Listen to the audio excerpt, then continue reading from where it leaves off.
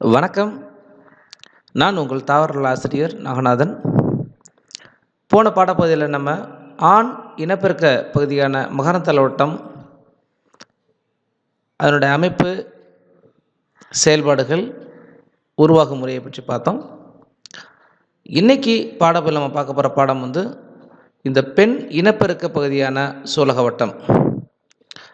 இங்கே நீங்கள் பார்த்துக்கிட்டு இருக்கிறதே தான் வந்துட்டாக்கா சூலகவட்டத்தோட அமைப்பு. பொதுவாக சூலகவட்டம் அப்படின்னு சொன்னோன்னே நம்ம என்ன சொல்லலாம் அப்படின்னா, மலரின் பெண் இனப்பெருக்க உறுப்பு அப்படிங்கிறது இதை வரையறை பண்ணுறான்.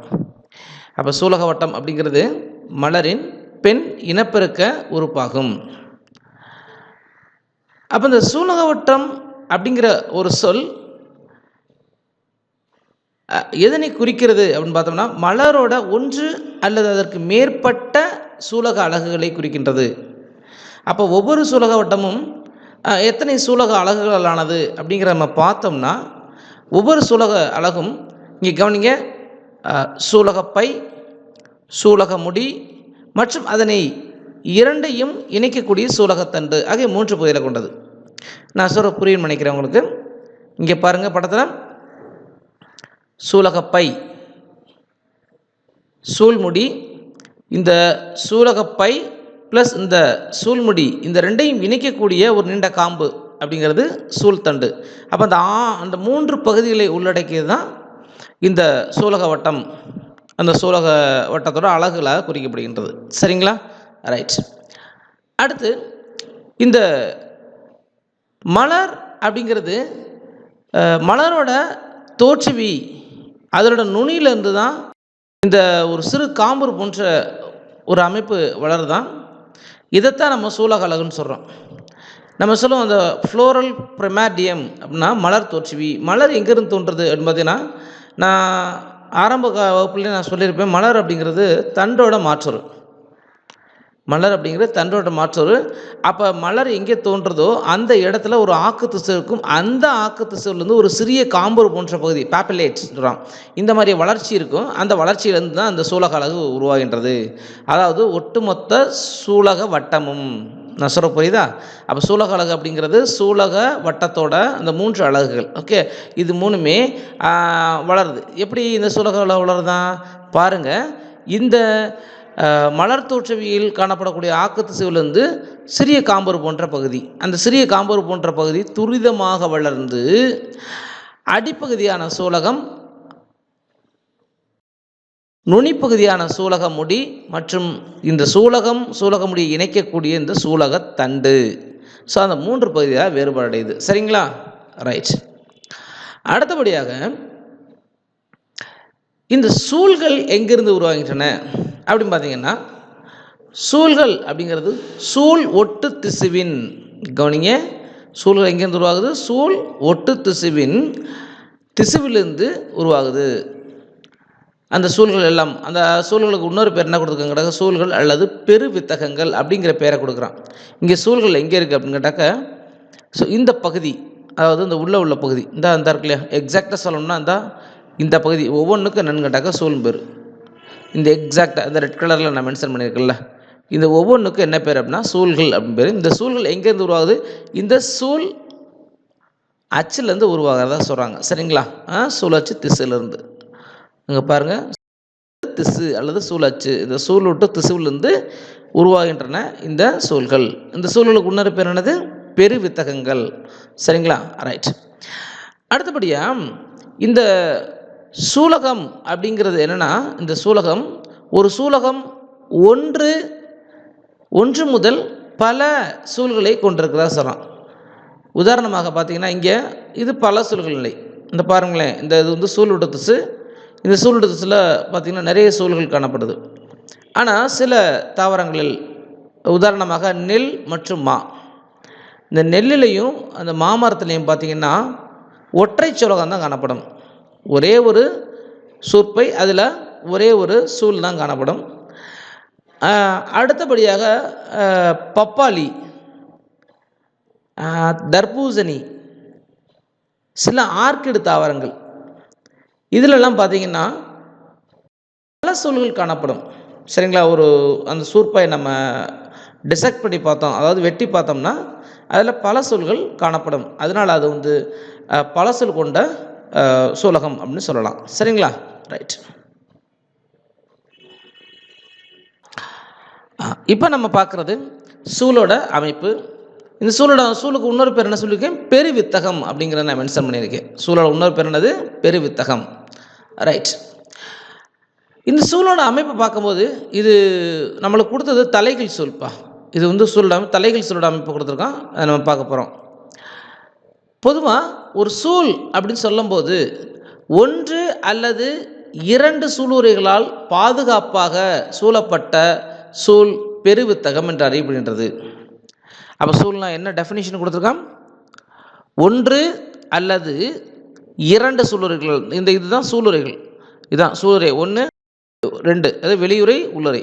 அப்போ 1 அல்லது 2 சூளுரைகளால் பாதுகாப்பாக சூழப்பட்ட ஒரு சூல் பகுதிக்கு தான் அது சூல் அல்லது பெருவித்தகம் சொல்லிட்டு நம்ம அழைக்கிறோம். அடுத்தபடியாக ஒரு மெச்சூர்டு சூல், இதுதான் பார்த்தீங்கன்னா ஒரு நல்ல முதிர்ந்த சூல். இந்த முதிர்ந்த சூலில் என்ன பகுதிகள் இருக்கும் அப்படிங்கிற பார்த்தோம்னா, ஒரு முதிர்ந்த சூலில் ஒரு காம்பையும் உடலையும் கொண்டு இருக்கும். இதில் வந்து முதிர்ந்த சூல் வந்து ஒரு காம்பையும் உடலையும் கொண்டிருக்கும் சார். இங்கே காம்பு எது, உடல் எது அப்படின்னு பார்த்தீங்கன்னா இந்த பாருங்களேன். ஸோ இந்த பகுதிக்கு பேர் தான் காம்பு. இந்த இடத்துல சூல் காம்பு. அடுத்து இது சூளுடன் இணையக்கூடிய இந்த பகுதிக்கு தான் என்ன பேர்? இந்த பகுதிக்கு பேருங்கடாக உடல். புரியுதுங்களா? அதாவது 2 பகுதியில், ஒவ்வொரு முதிர்ந்த சூலும் 2 பகுதியில் கொண்டிருக்கும். ஒன்றுன்னது சூல் காம்பு. இதுதான் சூல் காம்பு. சூல் காம்பு. ஸோ இந்த பகுதிக்கு பேர் என்ன அப்படின்னு கேட்டாக்கா என்னப்பா? உடல். சூலக உடல் அப்படின்னு பேர். ரைட். அடுத்தபடியாக இந்த சூலக காம்போட ரோல், அதோட வேலை என்ன அப்படின்னு பார்த்தீங்கன்னா, இது என்ன செய்யும் அப்படின்னு கேட்டாக்க, அடிப்பகுதியில் இந்த சூலக காம்பு என்ன செய்யும்? இந்த சூலக உடலுடன் இணைந்துள்ள அந்த சூலக காம்பு என்ன செய்யுமா? அடிப்பகுதியில் சூல் ஒட்டு திசுவுடன் இணைக்கின்றது. அப்போ அந்த சூல் ஒட்டு திசுவுடன் இணைக்கக்கூடிய பகுதி தான் அந்த காம்பு. ஒரு நிமிஷம் நான் அதை காமிக்கிறேன். அந்த இங்கே பாருங்களேன், இதில் தெரியாது அவ்வளோவா, ஆனாலும் வந்து சொல்கிறேன் பாருங்கள்.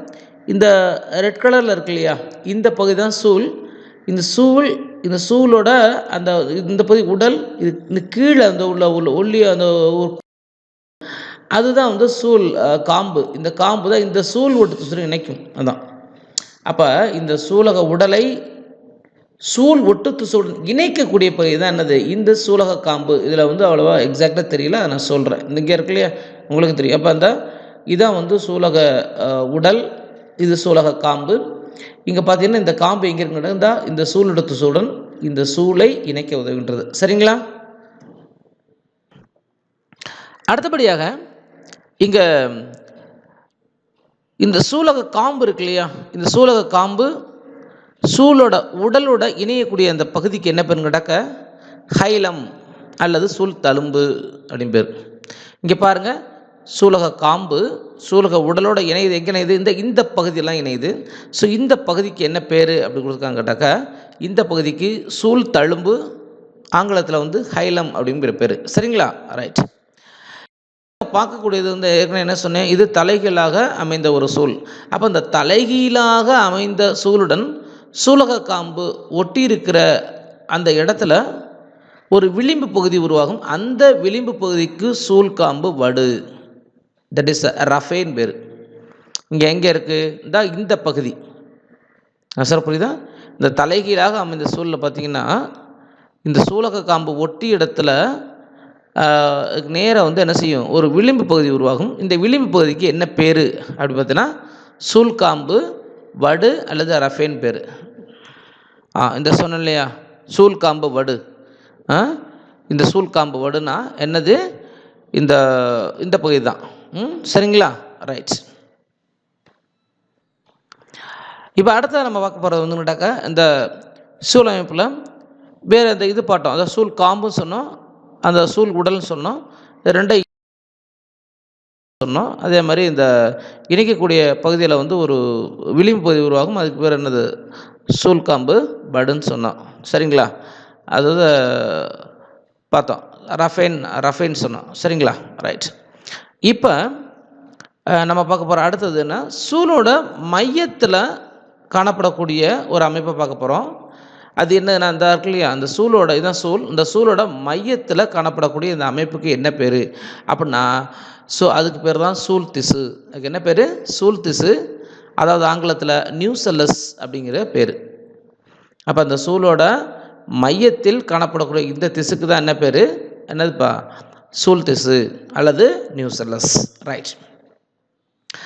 இந்த நியூசெல்லஸ் அல்லது சூல் திசுவை சூழ்ந்து காணப்படக்கூடிய பாதுகாப்பு உரை, அதுக்கு என்ன பேர்? இந்த நியூசெல்லஸை சூழ்ந்து காணப்படக்கூடிய இந்த பாதுகாப்பு உரைக்கு என்ன பேர் கேட்டாக்கா சூளுரை. தட் இஸ் என்னதுப்பா? இன்டக்குமெண்ட்னு சொல்கிறேன். அப்போ அந்த சூல் திசுவை சூழ்ந்து காணப்படக்கூடிய இந்த உரைகளுக்கு, அந்த பாதுகாப்பு உரைக்கு என்ன பேரா?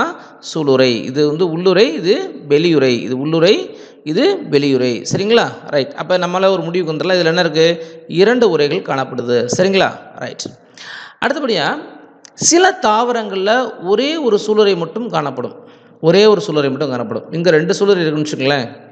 ஆனால் சில தாவரங்களில் இல்லை சில சிற்றினங்களில் ஒரே ஒரு சூளுரை மட்டும் காணப்பட்டால் அதுக்கு என்ன பேர் அப்படின்னா, பாருங்கள், ஒற்றை சூளுரை சூல். That is யூனிடெக்மிக். கேட்பான், யூனிடெக்மிக்னா என்ன அப்படின்னா நீங்கள் என்ன எழுதணும்? ஒரு சில தாவரங்கள் நம்ம தான் எழுதணும். சிம்பிளாக 2 வரை இருக்குன்னு. யூனிடெக்மிக் ஒற்றை.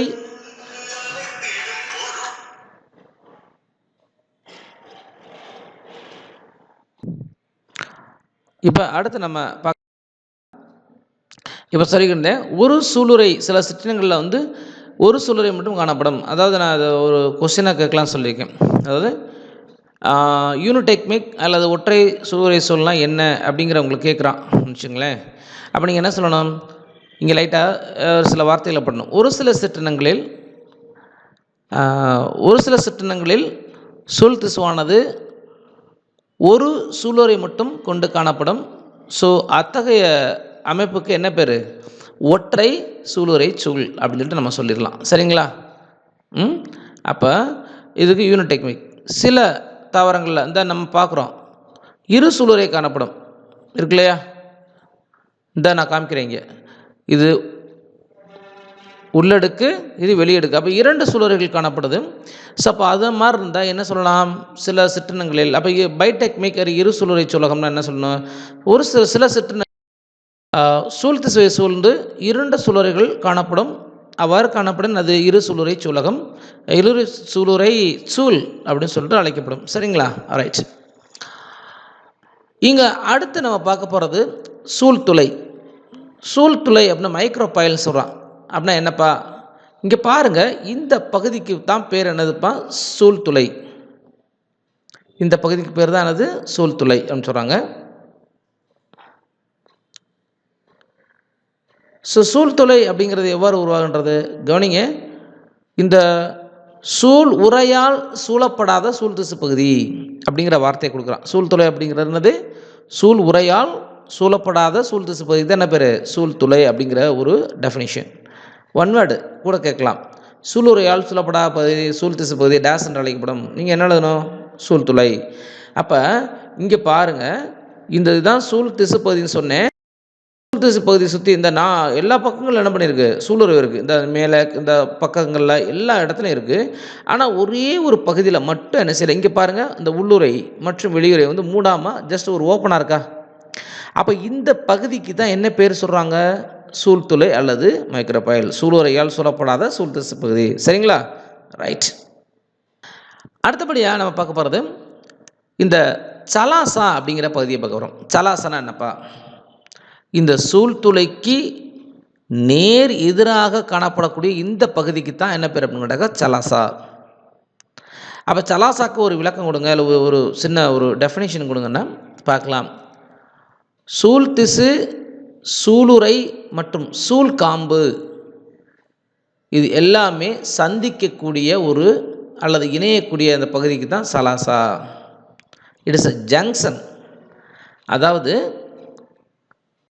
திசு எந்த பகுதியில் சூல் திசு, சூல் உறை மற்றும் சூல் காம்பு, இந்த 3 பகுதியுமே என்ன செய்யுதுங்க, சூல் காம்பு 3 பகுதியுமே இணையுதோ, அப்போ அதாவது சூல் திசு, சூல் உறை, சூல் காம்பு 3 பகுதியுமே எந்த இடத்துல மீட் பண்ணுதோ அந்த இடத்துக்கு தான் என்ன பேருப்பா, சலாசா.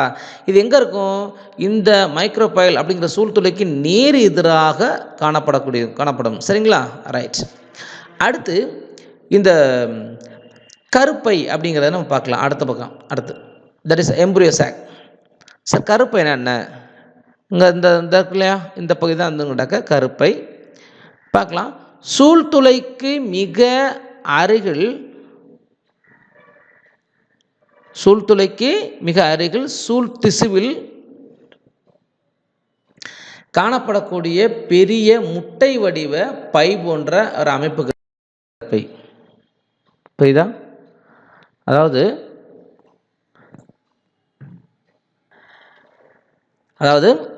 சூழ்துளைக்கு அருகில், நல்லா கவனிங்க, சலாசாக்கு அருகில் கிடையாது, சூழ்துளைக்கு அருகாமையில் உள்ள இந்த சூழ்துளைக்கு அருகாமையில் உள்ள அந்த சூழ் திசுவில் காணப்படக்கூடிய பெரிய முட்டை வடிவ பை போன்ற அந்த அமைப்புக்கு தான் என்ன பெறா, கருப்பை அல்லது பெண் கேமெட்டக தாவரம். இதுக்கு என்ன பேர் கொடுக்குறான்னா பெண் கேமெட்டக தாவரம் சொல்லிட்டு கொடுக்குறான். எதுக்கு, இந்த கருப்பைக்கு. சரிங்களா, ரைட். அடுத்தபடியாக நம்ம பார்க்க போகக்கூடியது வந்துட்டாக்க இந்த சூழ் திசு இருக்கு இல்லையா, இந்த சூழ் திசு, இந்த சூழ் திசுலேருந்து தான் என்ன உருவாகுதா, சூழ் திசு இது இருக்கு இல்லையா, இதில் வித்தகம், அதாவது இந்த சூழ் திசுவில் செயல்படும் வித்தகம் அப்படின்னு சொல்லுவாங்க. அந்த செயல்படும் வித்தகத்திலேருந்து தான், இந்த பெரு வித்தகத்துலேருந்து தான் என்ன செய்தான் இந்த கருப்பை உருவாகுதான். நான் சொல்ல புரியுதா? இந்த கருப்பை எங்கே உருவாகுதான், அந்த சூழ் திசுவில் இருந்து, சூழ் திசு இருக்கு இல்லையா, இந்த சூழ் திசுல செயல்படக்கூடிய பகுதி, இந்த செயல்படக்கூடிய பகுதி அல்ல செயல்படக்கூடிய வித்து, அந்த பெருவித்தில் தான் என்ன செய்தான், அதுலேருந்து தான் இந்த கருப்பை உருவாகுதுன்னு சொல்கிறாங்க. சரிங்களா, பெண் கேமெட்டக தாவரம் உருவாகுது. அடுத்து இந்த ஒரு சில சிற்றினங்கள் பார்த்திங்கன்னா சூளுரையோட உள் அடுக்கு ஆனது சிறப்பு பெற்று கருப்பையோட ஊட்டத்திற்கு உதவுது. இதுக்கு இந்த அடுக்குக்கு எண்டோத்தீலியம் அல்லது சூளுரை டப்பீட்டம் பெரு. இது கண்டிப்பாக ஒரு 2 மார்க், அது நோட் பண்ணிக்கங்க. எப்படின்னா இங்கேருந்து கேட்கலாம், அதான் ஆன்சர். சூளுரை டப்பீட்டம் அல்லது எண்டோத்தீலியம் வரையறு அப்படின்னு கேட்டால் நீங்கள் என்ன சொல்லணும், ஒரு சில சிற்றினங்களில் சூளுரையோட உள்ளடுக்கு சிறப்பு பெற்று, அப்படின்னா என்னப்பா, மாடிஃபிகேஷன் என்ன ஆகுதா, மாடிஃபிகேஷன் ஆகுது, சிறப்பு பெற்று கருப்பையோட ஊட்டத்திற்கு உதவும், அந்த வளரும் கருப்பையோட ஊட்டத்திற்கு உதவும். ஸோ இந்த அடுக்குக்கு பேர் தான் என்னப்பா, எண்டோத்தீலியம் அல்லது சூளுரை டப்பீட்டம் பேர். ஸோ இது எங்கே எடுத்துக்காட்டு என்னது கேட்டால் அஸ்டரேசி, சூரியகாந்தி குடும்ப தாவரங்களில் இது இந்த மாதிரி காணப்படுதான். அப்போ என்ன சொல்கிறான், சூளுரை டப்பீட்டம் அல்லது எண்டோத்தீலியம். சரிங்களா, அதாவது இது வெளியடுக்கு உள்ளடுக்குன்னு வச்சுக்கலாம். சில தாவரங்கள் இந்த உள்ளடுக்கு என்ன செஞ்சான், சிறப்பு பெற்று இந்த கருப்பையோட ஊட்டத்திற்கு உதவுதான். சரிங்களா, அதாவது இந்த சூழ் திசுவில் உள்ள கருப்பையோட ஊட்டத்திற்கு உதவுதான். அதனால் அதுக்கு என்ன பேரா, சூளுரை டப்பீட்டம் அல்லது எண்டோத்தீலியம். ஏன் இந்த வார்த்தையை சொல்கிறான், டப்பீட்டம், சூளுரை டப்பீட்டம், அதோட மீனிங் என்ன, சூளுரை டப்பீட்டமாக செயல்படுகின்றது. அப்போ டப்பீட்டம்னா என்னது, டப்பீட்டம் அப்படிங்கிறது உணவூட்ட திசு. புரியுதா? அப்போ இங்கு சூளுரையானது, அப்போ சூழின் உள்ளுரையானது டப்பீட்டம் போன்ற பணியை செய்வதால் இதுக்கு என்ன பெறா, சூளுரை டப்பீட்டம் அல்லது எண்டோத்தீலியம். சரிங்களா, கவனிங்க. இப்போ இந்த வித்திருவாக்கு செல்லின் அமைவிடத்தை பொறுத்து, அதாவது வித்திருவாக்கு செல்லோட அமைவிடத்தை பொறுத்து சூழல் 2 வகையாக பிரிக்கப்படுது. ஸோ என்னென்னா, செல்கள் புறத்தோல் அடியில் ஒரே ஒரு அடுக்காக சூழ் திசுவால் சூழப்பட்டிருந்தால் அது மென் சூழ் திசு சூழ், தட் இஸ் டியூனி நியூக்ளியேட் நியூசோலேட், டியூனி நியூசோலேட் அப்படின்னு சொல்கிறாங்க. அடுத்தபடியாக இந்த வித்திருவாக்க செல் வந்து புறத்தோல் அடியின் கீழ்ப்பகுதியிலிருந்து உருவானால் அந்த வகை சூழ்கள் வந்து தடிசூழ் திசுசூழ், தடிசூழ் திசுசூழ், அதாவது கிராசி நியூசோலேட் அப்படின்னு சொல்லிட்டு சொல்கிறாங்க. அப்போ பொதுவாக இந்த வித்திருவாக்க செல்கள் அப்படிங்கிறது எங்கே அமைஞ்சிருக்கு, வித்திருவாக்க செல்லோட அமைவிடத்தை பொறுத்தி, அதாவது நான் சொன்னேன் இல்லையா முன்னாடி, அதாவது இந்த கருப்பை எங்கேருந்து உருவாகுன்னு சொன்னேன் இல்லையா, அது மாதிரி அந்த பெருவித்திலேருந்து உருவாகுன்னு சொன்னேன். அப்போ அந்த வகையில் வித்திருவாக்க செல் அது கருப்பை வந்து எப்படி உருவாகுனா பெருவித்திலேருந்து உருவாகுறது. பெருவித்திலேருந்து குறிப்பாக எங்கே நான் சொன்னேன், அதாவது செயல்படும் வித்தகத்திலிருந்து, எல்லா பகுதியிலேருந்து உருவாகாது, செயல்படும் பெருவித்திலிருந்து உருவானால், சரிங்களா, அதுதான் அந்த கருப்பை. ஓகே, அப்போ இந்த மேக்ஸிமம் எங்கே இருக்குன்னு கேட்டாக்க அந்த சூழ்தொலைக்கு அருகாமையில் தான் அந்த என்ன செய்யும் செயல்படும் வித்தம் இருக்கும். சரிங்களா, கவனிங்க. அப்போ அந்த வித்திருவாக்க செல்லோட அமைவிடம் பொறுத்து சூழ்கள் ரெண்டு வகைப்படும் சொன்னேன். ஒன்றுனது டியூனி நியூசோலேட், ரெண்டாவது கிராசி நியூசோலேட்ஸ் அப்படின்னு சொல்லிட்டு.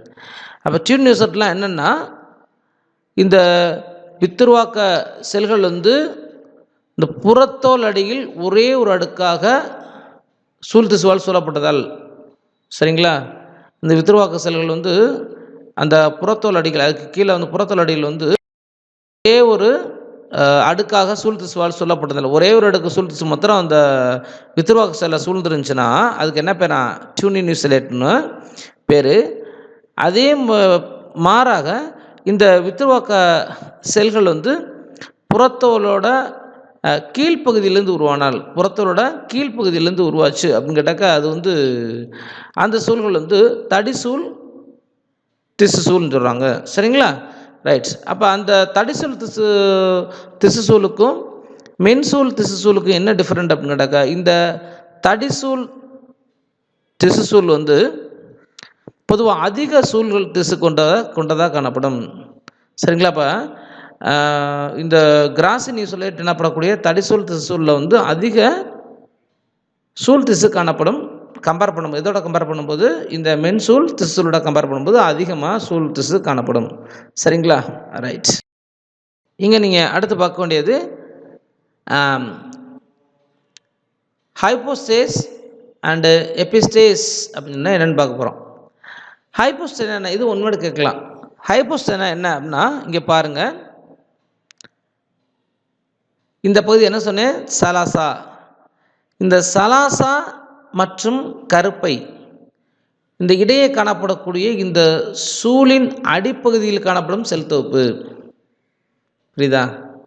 சலாசாக்கும் இந்த கருப்பைக்கும் இடையே சூளோட அடிப்பகுதியில் காணப்படக்கூடிய, ஏன்னா சூழ் அடி அப்படிங்கிறது இங்கே இப்போ இந்த வகையில் பார்க்கும்போது இது அடிப்பகுதி மாதிரி நுனிப்பகுதி மாதிரி தெரியும். ஆனால் பேசிக்காக பார்த்தீங்கன்னா வந்து நேர் சூழில் பார்த்தீங்கன்னா இந்த சூழ்துளை தான் நேராக மேலே இருக்கும், இந்த சலாசா கீழே இருக்கும். அதனால் இங்கே என்ன சொல்கிறான், இந்த பொதுவாக இந்த ஹைப்போஸ்டேனா என்னென்னா பேர் அல்லது கீழ்ப்பகுதி, ஹைப்போனா இங்கே, எப்பினா மேலே. அப்போ ஹைப்போஸ்டே அப்படின்னா என்னென்னா இந்த சலாசாவுக்கும் கருப்பைக்கும் இடையே காணப்படக்கூடிய இந்த சூளோட அடிப்பகுதி. சரிங்களா, சூளோட அடிப்பகுதிக்கு தான் என்ன பேரா, ஹைப்போஸ்டேன் பேர்.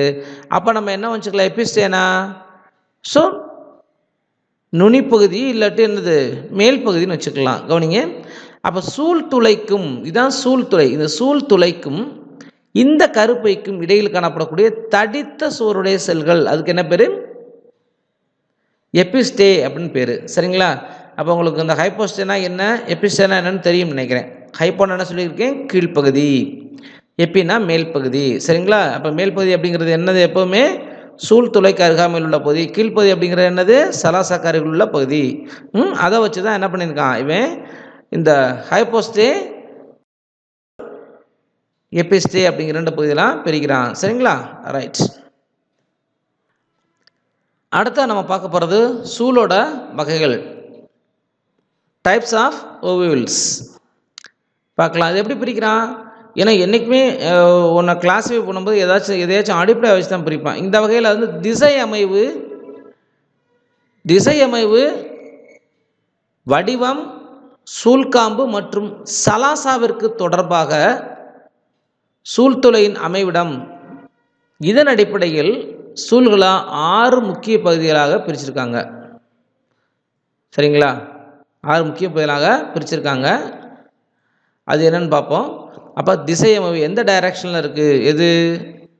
சூழ்துளை அந்த மற்றும் சலாசா இல்லாட்டி மொத்தமாக அந்த சூழ் ஒரு மொத்த வடிவம். அப்போ திசை அமைவு எந்த திசையை நோக்கி இருக்குது, அடுத்து அதோட வடிவம் என்ன, அந்த சூழ்காம்பு மற்றும் சலாசாவிற்கு தொடர்பாக சூழ்துளை அமைவிடம், இதன் அடிப்படையில் தான் என்ன பண்ணுறாங்க, சூழ்களை 6 முக்கிய வகைகளாக பிரிக்கிறாங்க. அதில் வந்து ஒரு 4 இங்கே கொடுத்துருக்கான், கூட இந்த இதை முதல்ல கொடுத்துருக்கான், 4 கொடுத்துருக்கான். 4 தான் இம்பார்ட்டன்ட், மீதி 2 எக்ஸ்ட்ரா நம்மளுக்கு கொடுத்துருக்கான். அதையும் நம்ம உங்களுக்கு பாடத்தில் சொல்கிறேன். ஃபஸ்ட்டு பார்க்க போகிறது என்னென்னா, ஒன்று நேர் சூழ், தட் இஸ் ஆர்த்தோட்ராபஸ் கேட்பான். நேர் சூழ் என்றால் என்ன வரையறு. அடுத்து தலைகீழ் சூழ், நம்ம பார்த்தது வந்து அதான் தலைகீழ் சூழ், அனட்ராபஸ். அதுக்கடுத்து கிடைமட்டல் கிடையாது, கிடைமட்ட சூழ், அது வந்து கேட்டாக்க ஹெமி அனட்ராபஸ். அடுத்து கம்பைலோட்ராபஸ் சொல்கிறான். சரிங்களா? அப்போ 4 வகை சூழல் தான் முக்கியமானது. மொத்தம் 6 வகை சூழல் இருக்குது. அதில் 4 வகை சூழல் நீங்கள் கொடுத்துருக்கான், பார்க்கலாம். சூழோட வகைகள் வந்து கண்டிப்பாக என்ன செய்யலாம், ஒரு 5 மார்க் கொஸ்டினில் கேட்கலாம். அதனால் கொஞ்சம் கண்டிப்பாக படிச்சுக்கங்க. ரொம்ப ஈஸி தான். அந்த டயக்ராம் போட்டு நீங்கள் இந்த டெஃபினிஷன் நல்லா போதுமானது, உங்களுக்கு 5 மார்க் ஈஸியாக கிடச்சிரும். இதெல்லாம் இங்கே எழுதியிருக்கிறது மேக்ஸிமம் கீ பாயிண்ட்ஸு, அதனால் ஈஸியாக நீங்கள் மார்க் வாங்கலாம். பார்க்கலாம். அந்த நேர் சூழ் அப்படின்னா என்னப்பா அப்படின்னு பார்த்தீங்கன்னா, கவனிங்க, நேர் சூழ் இதுதான் நேர் சூழ். பாருங்கள், இது என்ன பகுதி? இதுதான் சூழ்துளை. சூழ்துளை மேல் நோக்கி இருக்கா, அடிப்பது என்னது, சலாசா. கரெக்டாக இருக்கா? இதுதான் வந்து நேர் சூழ். ஒரே நேர்கோட்டில் இருக்குங்க. பாருங்களேன், இப்படி இருக்கும். சூழ்துளை மேலே இருக்கும், இங்கே என்னது சலாசா கீழே இருக்கும். ஸோ இப்படி இருக்கும். அப்போ இந்த சூழ்துளை பார்ப்போம். சூழ்துளை இணைப்பு பகுதியிலிருந்து தொலைவில் அமைந்திருக்கும். நல்லா கவனிங்க, இந்த இதுக்கு டெஃபினிஷன் என்ன சொல்கிறேன், நேர் சூழுக்கு சூழ்துளையானது இணைப்பு பகுதியிலிருந்து தொலைவில் அமைந்திருக்கும். அது என்ன சார் இணைப்பு பகுதி அப்படின்னு கேட்டாக்க, இந்த பகுதி என்ன, இந்த இருக்கு இல்லையா சலாசா, இந்த சலாசுக்கு அடுத்து தான் என்ன இருக்குன்னு கேட்டாக்க அந்த காம்பு இருக்கும், அந்த சூழ் காம்பு இருக்கும். அப்போ சூழ்காம்பு இணைப்பு பகுதி அப்படிங்கிறது என்னது, அதான் சூழ்காம்பு. அப்போ சூழ்காம்பிலிருந்து தொலைவில் அமைந்திருக்கும். அதான் சூழ்காம்பு தான் எதோடு இணைஞ்சிருக்கும், இந்த சூழொட்டு சூட இணைச்சிருக்கும். அப்போ அந்த இணைப்பு பகுதியிலிருந்து தொலைவில் இருந்து என்ன இருக்கும், இந்த சூழ்துளை இருந்தால் அதுக்கு பேர் தான் என்னது அப்படின்னு கேட்டாக்க என்னப்பா, நேர் சூழ். அப்போ அந்த சூழ்காம்பு, இந்த சூழ்காம்பு, சூழ்துளை, சலாசா ஆகியவை ஒரே நேர்கோட்டில் அமைந்திருக்கும். நான் சொன்ன தெரியுமா? அப்போ நேர் சூழ் எப்படி சார் வேறு எப்படி கண்டுபிடிக்கிறோம்னாக்கா, நல்லா கவனிங்க. சூழ்துளை, அதான் அந்த சூழ்துளை, சூழ்காம்பு, சலாசா. புரியுதா? சூழ்துளை, சூழ்காம்பு, சலாசா மூணுமே ஒரே நேர்கோட்டில் இருந்துச்சுன்னா அதுக்கு என்ன பேரா, அதான் நேர் சூழ். சரிங்களா? இது எந்த தாவரங்களில் காணப்படும்? எடுத்துக்காட்டாக பைப்பரேசி மற்றும் பாலிகோனேசி. அப்போ 2 வகைத்தில் காணப்படும். பைப்பரேசிலையும் பாலிகோனேசிலையும் இந்த வகையான சூழ்கள் காணப்படும். நேர் சூழ் எழுதலாமா? ரைட். இப்போ அடுத்து பார்க்கக்கூடியது தலைகீழ் சூழ், தட் இஸ் அனட்ராபஸ். அனட்ராபஸ்னால் என்ன சார் அப்படின்னு பார்த்தீங்கன்னா, இங்கே பாருங்கள், தலைகீழ் சூழ். நம்ம ஏற்கனவே ஆரம்பத்தில் இந்த சூழலை வச்சு தான் சார் நடத்தினேன், சூழ்னா என்னன்னு சொல்லிட்டு. அப்போ சூழ் முழுமையாக தலைகீழாக திரும்பி காணப்படுதல் என்ன இருக்கா, சூழ் வந்து முழுவதுமாக தலைகீழாக திரும்பி காணப்பட்டால் இப்படி தலைகீழ இருக்கும், இன்வெர்டட் பொசிஷனில் இருக்கும். அப்படி இருந்தால் அதுக்கு என்ன பேரா, அதான் தலைகீழ் சூழ். நாங்கள் என்ன சொன்னோம், சூழ்துளை, சலாசா, சூழ்காம்பு எல்லாமே ஒரே நேரத்தில் இருக்குன்னு சொன்னேன். இங்கே பாருங்க அப்படி இருக்கா? இல்லை. இங்கே சூழ்துளை சூழ்காம்புக்கு அருகில் இருக்குது பார்த்தீங்களா? அங்கே என்ன சொன்னேன்? சூழ்துளை இணைப்பு பகுதியிலிருந்து தொலைவில் இருக்கும் அப்படின்னு சொன்னேன். ஆனால் இங்கே பாருங்கள், சூழ்துளை இருக்கு இல்லையா? சூழ்துளையும் இந்த சூழ்காம்பு அருகருகே காணப்படும். இதை வச்சு நம்ம ஈஸியாக கண்டுபிடிச்சிடலாம். இது தலைகீழ் சொல்லுன்னு கண்டுபிடிச்சிடலாம், ஈஸியாக ஃபைண்ட் அவுட் பண்ணுறது. இது எங்கே சார் இருக்கும் பெரும்பாலும் கேட்டாக்க, பெரும்பாலான ஒருவித்திலை மற்றும் இருவித்திலை தாவரங்களில் இந்த வகை சூழ் காணப்படுறது. சரிங்களா? மூணாவதாக கிடைமட்ட சூழ் ஹெமி அனட்ராபஸ் சொல்கிறான். இது பாருங்க, இது எப்படி நம்ம கண்டுபிடிக்கிறது அப்படின்னா கவனிக்கணும். சூழின் உடல் குறுக்கு வாட்டில் சூழ்காம்பிற்கு செங்குத்தாக காணப்படும். ஏற்கனவே நான் சொல்லியிருக்கேன் அப்படின்னா ஒன்று சூழ்காம்பு, அடுத்த சூழ் உடல் அப்படின்னு சொன்னேன். இங்கே இந்த பகுதி தான் என்னதுப்பா அப்படின்னு நடக்க சூழ் உடலம். இந்த சூழ் உடலத்தை நடக்க சூழ் ஒட்டு இணைக்கக்கூடிய இந்த பகுதி தான் என்னது சூழ்காம்பு. அப்போ இந்த சூழ்காம்புக்கு குறுக்கு வாட்டில் காணப்படுது. புரியுதா உங்களுக்கு? இதுதான் சூழ்காம்புன்னு வச்சுங்களேன். அதில் இந்த மாதிரி குறுக்கு வாட்டில் காணப்படுச்சுன்னா அதுக்கு என்ன பேர்? குறுக்கு வாட்டுக்கு காணப்படும். அப்படி காணப்பட்டால் அதுக்கு பேர் கிடைமட்ட சூழ். அதாவது குறுக்கு வாட்டில் சூழ்காம்புக்கு என்னவா? செங்குத்தாக. அதாவது சூழின் குறுக்கு வாட்டில் இந்த சூழ் காம்பிற்கு செங்குத்தாக காணப்பட்டால் அதுக்கு என்ன பேர்? கிடைமட்ட சூழ். புரியுதா? எடுத்துக்காட்டு பிரேமலேசி. சரிங்களா? சூழின் உடலானது இந்த உடலானது குறுக்குவாட்டில் இருக்குது, அதே சமயம் சூழ்காம்பிற்கு செங்குத்தாக காணப்படுது. எடுத்துக்காட்டு பிரேமலேசி. இப்போ அடுத்து நான்காவது நம்ம பார்க்க போகிறது நடக்க கம்பைலோட்ராபஸ்.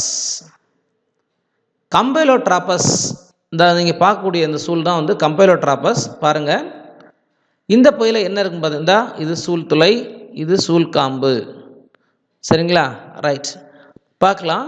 சூழ்துளை பகுதியில் சூழின் உடல் வளைந்து ஏறத்தாழ அவரை விதை வடிவில் காணப்படும். இந்த சூழ்துளை பகுதியில் இந்த சூழ் உடல் வளைந்து ஏறத்தாழ அவரை விதை வடிவில் காணப்படும். இந்த பாருங்களேன், இந்த இருக்கு இல்லையா? இந்த பகுதி நல்லா பாருங்கள் எப்படி இருக்குன்னு பாருங்கள். இந்த பகுதியை மாத்திரம் பாருங்களேன் எப்படி இருக்கணும். அவரை விதை வடிவில் காணப்படும். சரிங்களா? சூழ்துளை பகுதிகள், இந்த சூழ்துளை பகுதி இருக்கு இல்லையா? இதுதான் சூழ்துளை பகுதி. இதில் இந்த சூழோட வளைந்து, இந்த சூழோட இந்த உடலம் இந்த வளைஞ்சு கிட்டத்தட்ட எப்படி இருக்கான்? ஒரு அவரை விதை வடிவத்தில் காணப்படுதான். ஸோ அப்படி இருந்தால் அதுக்கு என்ன பேருன்னு சொல்கிறான்? அதான் கேட்டாக்க கம்பைலோட்ராபஸ் அப்படின்னு சொல்கிறான். சரிங்களா? ரைட். இங்கே அந்த சூழோட உடல் மட்டும் வளையலை, நல்லா கவனிக்கணும். இந்த கருப்பையும் வளைஞ்சிருக்கு பார்த்தீங்களா? கருப்பையும் வளைஞ்சிருக்கு. அப்போ சூழ்துறை பகுதியில் காணப்படக்கூடிய இந்த சூழோட உடல் சற்று வளைந்து ஏறத்தாழ என்ன அவரை வித வடிவில் காணப்படும். இங்கே கருப்பையும், இந்த சூழ் உள்ள இந்த கருப்பை எங்கேருந்து உருவாங்க சொன்னேன்? பெருவித்தகத்தோட செயல்படும் செல்லிருந்து உருவாகுது. சரிங்களா? ரைட். இந்த கருப்பையும் வளைஞ்சு காணப்படும். ரைட். அடுத்து விதை தழும்பு, சூழ்துளை, சலாசா ஆகியவை ஒன்றுக்கொன்று அருகமைந்து, இது விதை தழும்பு, சூழ்துளை, சலாசா ஆகியவை ஒன்றுக்கொன்று அருகமைந்து சூழ்துளை சூழ் ஒட்டு திசுவை நோக்கிய நிலையில் அமைந்திருக்கும். நல்லா கவனிங்க.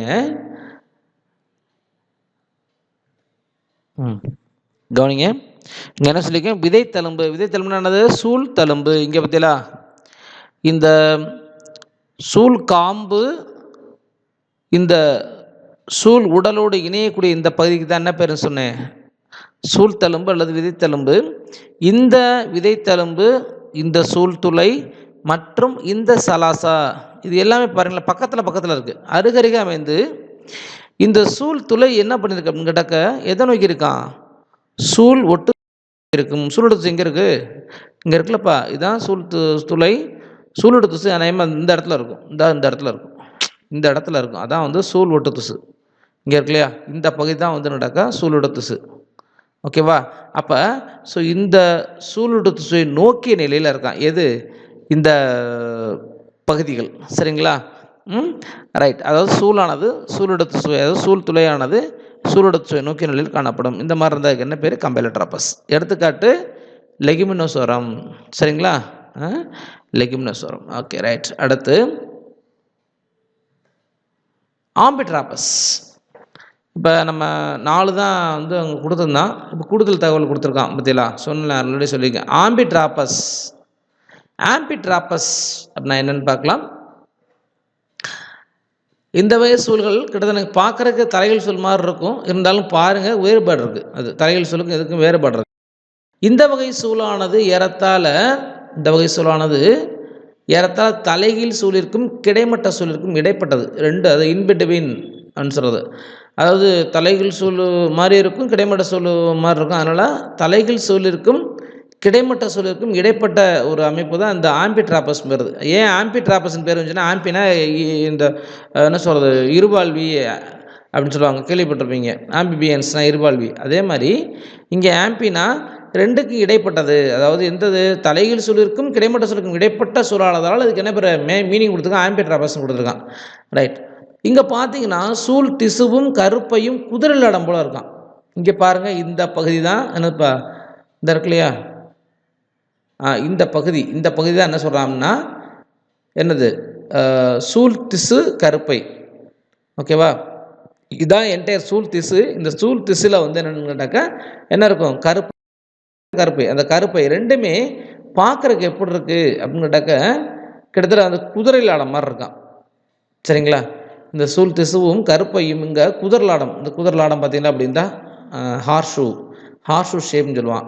ஸோ இந்த குதிரலாடம் மாதிரி இருக்கான். இது இந்த சூல் திசுவும் கருப்பையும் குதிரலாடமெல்லாம் இருக்கனால இதாக இருக்குது. இதை வச்சு நம்ம ஃபைண்ட் அவுட் பண்ணிக்கலாம். என்னது? இது வந்து ஆம்பிட்ராபஸ்ன்னு சொல்லிட்டு நம்ம கண்டுபிடிச்சிடலாம். சரிங்களா? ரைட். அடுத்து இந்த சூல் துளை, சூல் காம்பு, சலாசா 3ம் அருகாமையில் அமைந்திருக்கும். இங்கே பாருங்கள், இங்கே சூல் துளை, சூல் காம்பு, சலாசா இந்த 3 பகுதியுமே பக்கத்தில் இருக்கா?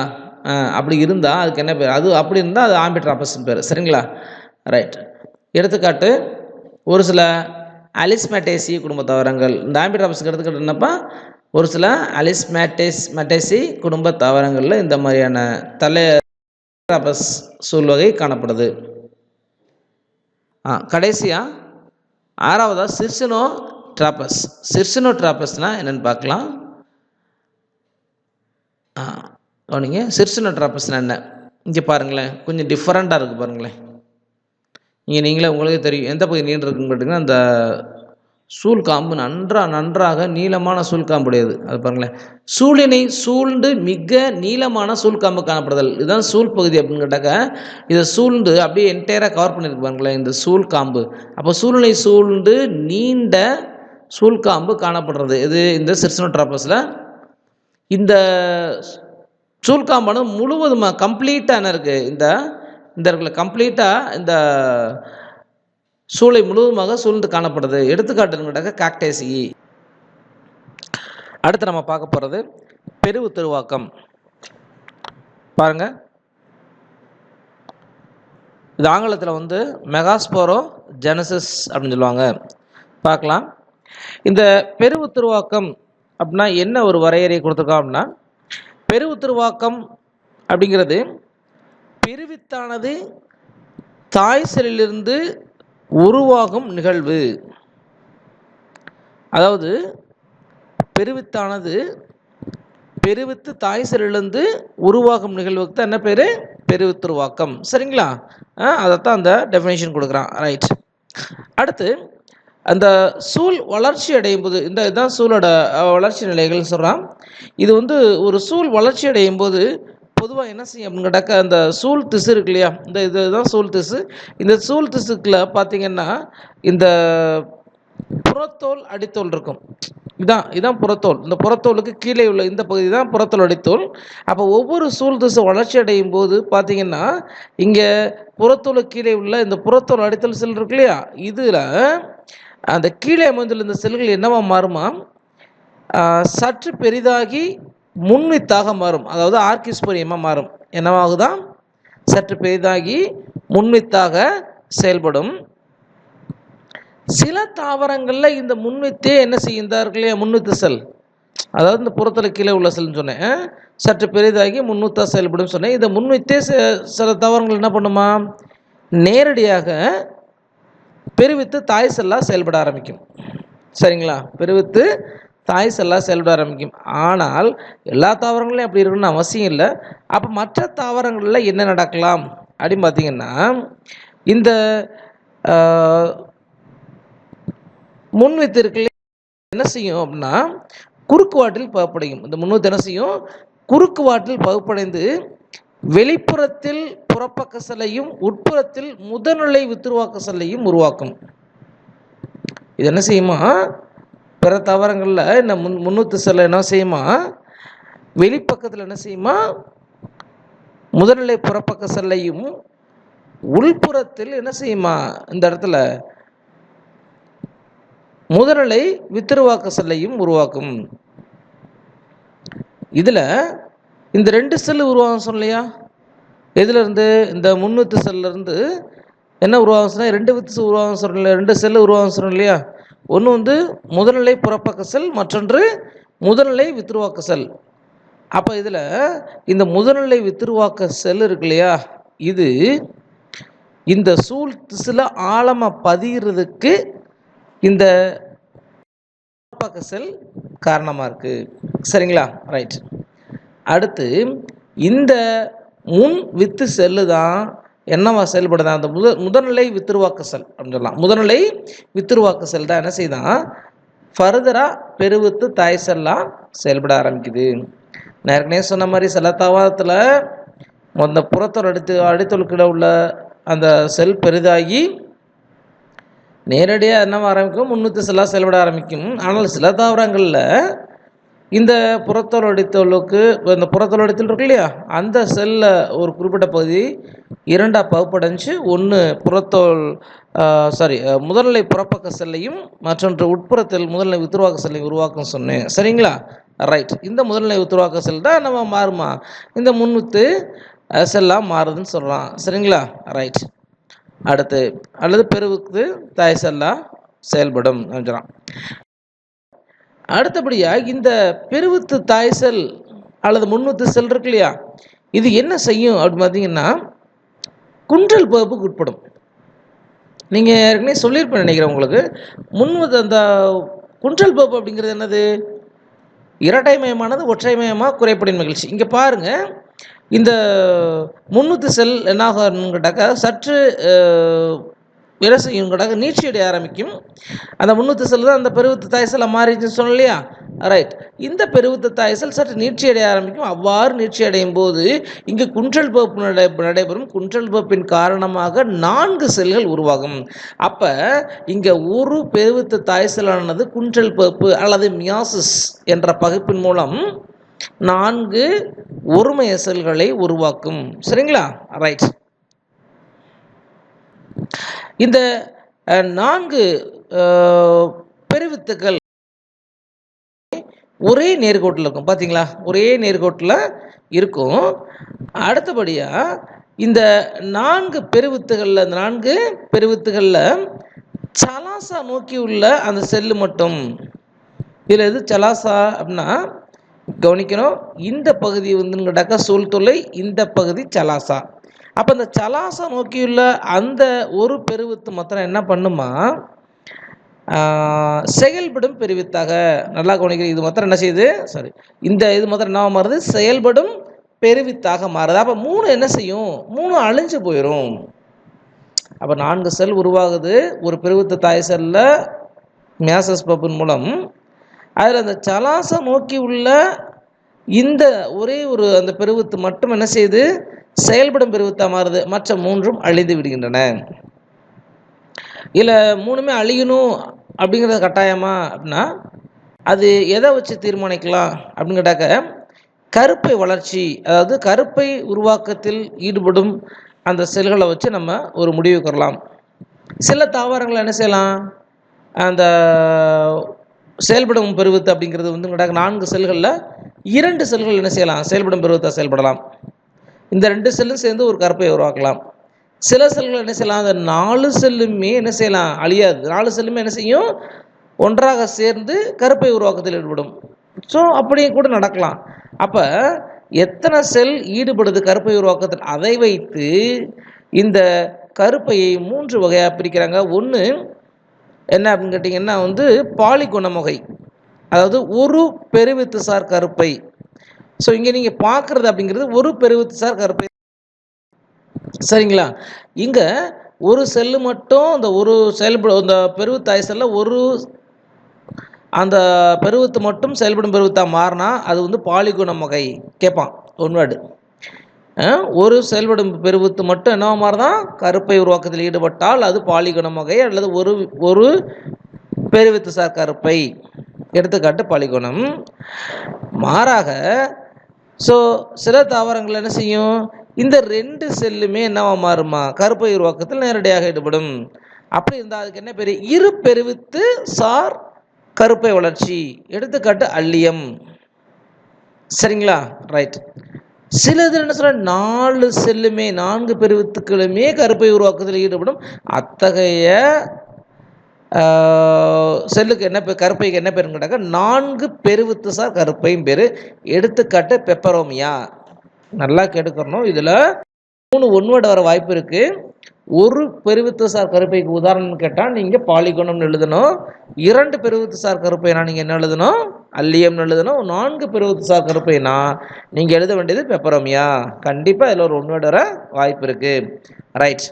இப்போ நம்மளுக்கு கொடுத்தது என்ன சொன்னேன்னா, நம்மளுக்கு கொடுத்தது என்னது, ஒரு பெருவித்துசார் கருப்பை. அப்படின்னா என்னது,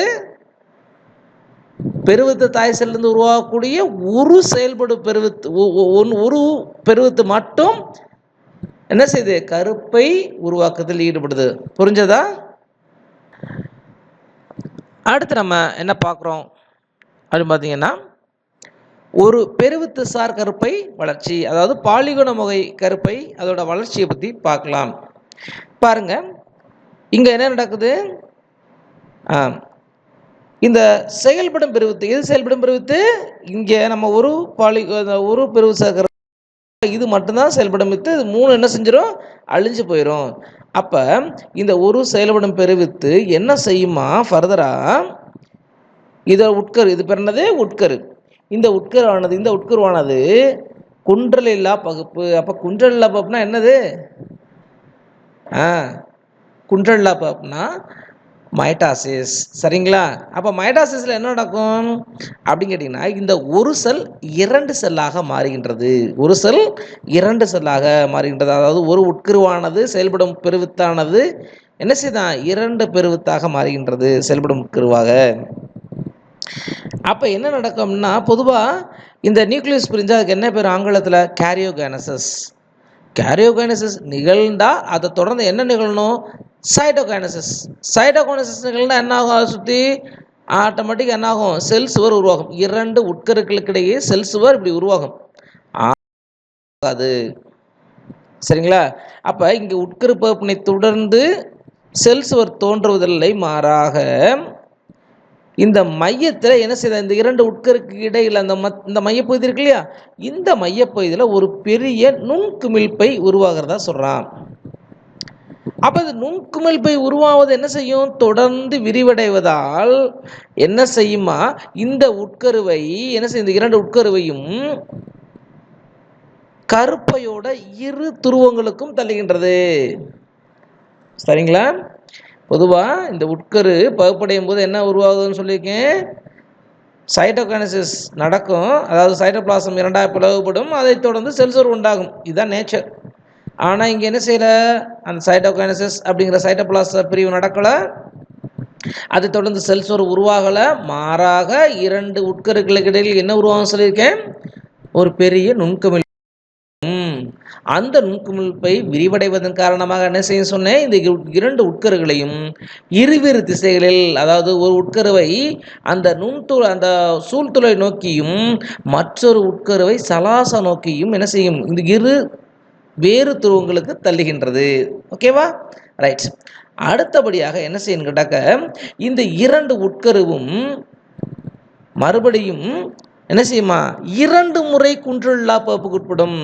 இந்த ஒவ்வொரு உட்கருவும் என்ன செய்யணுமா, 2 முறை குன்றில்லா பகுப்புக்கு உட்படும். பார்க்கலாமா, அது என்ன குன்றில்லா பகுப்புனா சொன்னேன், மைட்டாசிஸ். எஸ். அப்போ இங்கே என்ன நடக்கும், 1 2 ஆகும், 2 4 ஆகும். அப்போ இந்த ஒரு செல்லானது என்ன செய்யும், இந்த இரண்டு உட்கருவும் தனித்தனியே என்ன செய்யுமா, 2 முறை குன்றில்லா பகுப்புக்கு, அதாவது மைட்டாசிஸ் பகுப்படையுமா. அப்போ இது ஒரு தடவை 2 தடவை மைட்டாசிஸ் பகுப்படைந்தா 1 2 ஆகுது, 1 2 ஆயிடுச்சு, 1 2 ஆயிடுச்சு, ஒரு முறை பகுப்பு. இரண்டாவது பகுப்பு இங்கே நடக்கும் பாருங்க, இங்கே பாருங்க, இந்த செல் என்ன ஆகுதான், மற்றொரு முறை பகுப்படையுது. அப்போ 2 என்ன ஆகும், 4 ஆகும். இங்கே இருக்கா சார், என்ன சார் நீங்கள் 3 காமிக்கிறீன்னு நினைக்கலாம். இந்த 3 ப்ளஸ் இந்த 1, இந்த 4, சரிங்களா, 4 செல்லு. அடுத்து இந்த 2 உட்கரு என்ன செய்யுது, மறுபடியும் பகுப்படையுது. அப்போ இந்த 2 திரும்ப இங்கே 4 ஆகுது. இங்கே இந்த 4, இந்த 3 ப்ளஸ் இந்த 1 4, சரிங்களா, இப்படி வரும். அப்போ இங்கே என்ன நடக்குது அப்படின்னா, இந்த நிலையில் மொத்தமாக அந்த கருப்பைக்குள்ளே எத்தனை செல்லு உருவாயிருச்சான், 8 செல்லு உருவாயிருச்சான்.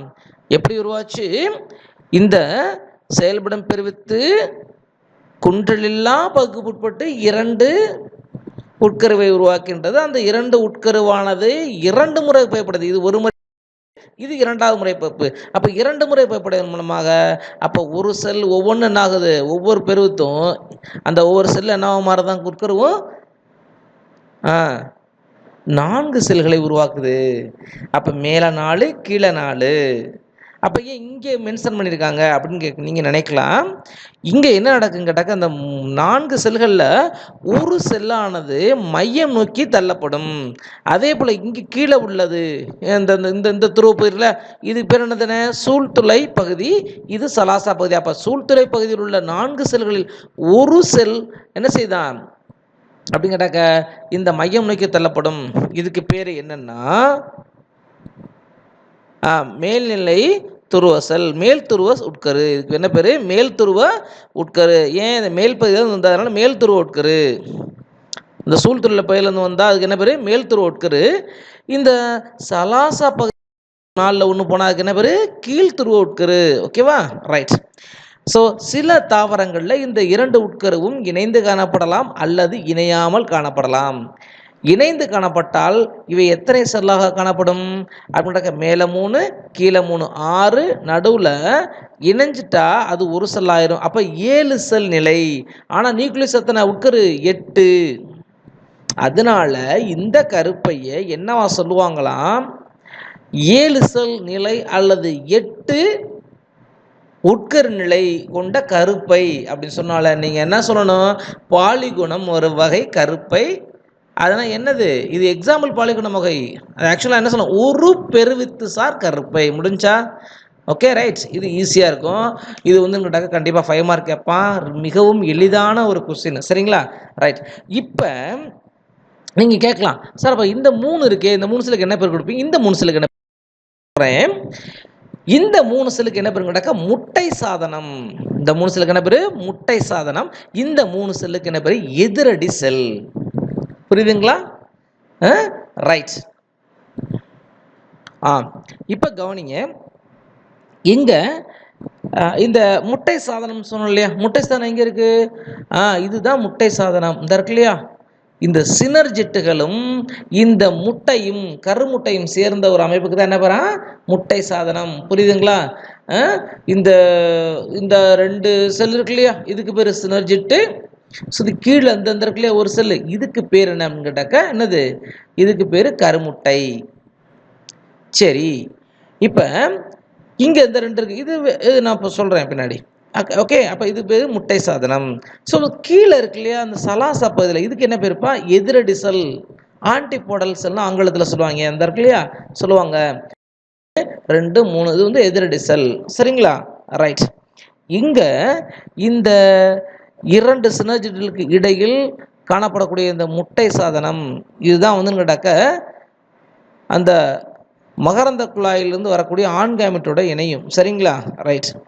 அடுத்து இந்த சினர்ஜிட்டோட வேலை என்ன? ஏன் சினர்ஜிட் இதோட வேலை இருக்குது? இதான கருவுறுது, இதோட வேலை என்ன அப்படின்னு நீங்கள் கேட்கலாம். இதுக்கு இதோட ரோல் நான் சொல்லிடுறேன். இந்த சினர்ஜிட்டுகள் என்ன செய்யும் அப்படின்னு கேட்டால் ஒரு வகையான வேதி ஈர்ப்பு பொருளை சுரக்கும். இது என்ன செய்யுமா? ஒரு கெமிக்கல் சப்ஸ்டன்ஸ், அதாவது ஒரு வேதி ஈர்ப்பு பொருளை ஒரு என்ன செய்யுமா சுரக்குமா. இது எதுக்கு உதவுது அப்படின்னு கேட்டாக்க இந்த மகரந்த குழாயை ஈர்க்க உதவுகின்றது. இது கருப்பை. சரிங்களா? இந்த கருப்பை இதுக்கு மேலே என்ன இருக்குன்னு சொல்லியிருக்கேன். இதில் வந்து கேட்டாக்க சூழ்தண்டு மேலே இருக்கும். இப்போ இந்த கருப்பை இருக்கு இல்லையா, இந்த கருப்பை அதில் காணப்படக்கூடிய இந்த சினர்ஜிட்டுகள் ஒரு வகையான வேதிப்பொருளை சுரக்கும். அந்த வேதிப்பொருளை சுரக்கிறனால என்ன செய்யுமா, அந்த மகரந்த குழாய் உள்ளே இழுக்கப்படும். அப்போ மேலே அந்த மகரந்த தூள்கள் வந்துன்னு கேட்டாக்க என்ன செய்ய, ஒரு இமேஜினேஷன் பண்ணிக்கங்க. இது கருப்பை வச்சுக்கோங்க, மேலே என்ன இருக்குது, சூழ்தண்டு இருக்குது. அது மேலே என்ன இருக்குன்னு வச்சுக்கோங்க, என்ன இருக்குது, ஒரு சூழ்முடி இருக்குது. சூழ்முடியில் தான் என்ன வந்து உட்காரும், மகரந்த துகள் வந்து உட்காரும். அவ்வாறு படும்போது இந்த மகரந்த குழாய் எப்படி வளர்ச்சி அடையும் சொல்லிட்டு நான் போன பாடத்தில் சொல்லியிருக்கேன். மகரந்த குழாய் வளர்ச்சி அடையும். அந்த மகரந்த குழாயில் 2 செல் இருக்கும்.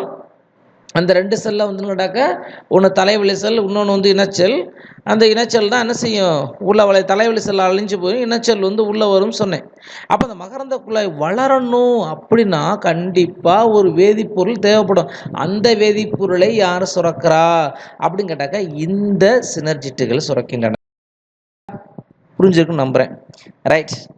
அடுத்தபடியாக இந்த சினர்ஜிட்டுகளில் ஒரு நூலிலை சாதனம் காணப்படுது. இந்த பார்த்தீங்களா, ஒரு ஃபிலமெண்டஸ் லைக் ஸ்ட்ரக்சர். இந்த நூலிலை சாதனம் காணப்படுது. இது எதுக்கு சார் உதவுது? இது எதுக்கு உதவுது? சிம்பிள். இந்த கருப்பு எதுக்குள்ளே இருக்குன்னு சொன்னேன், சூல் திசுவுக்குள்ளே இருக்குது. என்ன இருக்குது, சூல் திசுல இருக்குது. சூல் திசுல பொதிஞ்சிருக்கு. சூழ் திசுல பொதிஞ்சிருக்கு. அந்த சூழ் திசுவிலிருந்து ஊட்டத்தை உறிஞ்சி இங்கு கருப்பைக்கு கடத்த உதவுகின்றது. சரிங்களா?